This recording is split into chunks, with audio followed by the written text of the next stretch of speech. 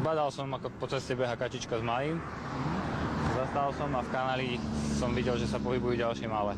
6 mláďat spadlo do hlbokého kanála krytého mrežou, ich mama sa k ním nevedela dostať a pobehovala po rušnej ceste. Všimol si ju okolo idúci vodič, ktorý neváhal zavolať hasičov.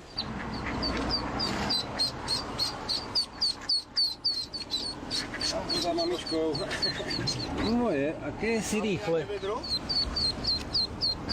Zlaté to je.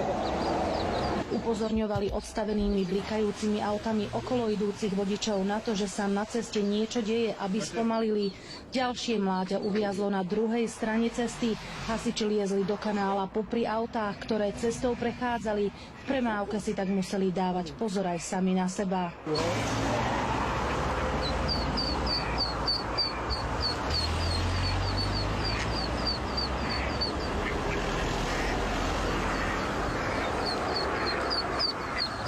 Behala určite aj s malým, zo 3-krát by ich tu už bolo zrazilo. Kačacia rodina prešla z Hrona cez 2 dvojprúdovky plné aut. Hasiči ich naložili do vaku a odviezli späť k vode. Všetky sa bezpečne vrátili tam, odkiaľ sa vybrali na výlet. Oni pôjdu za ňou.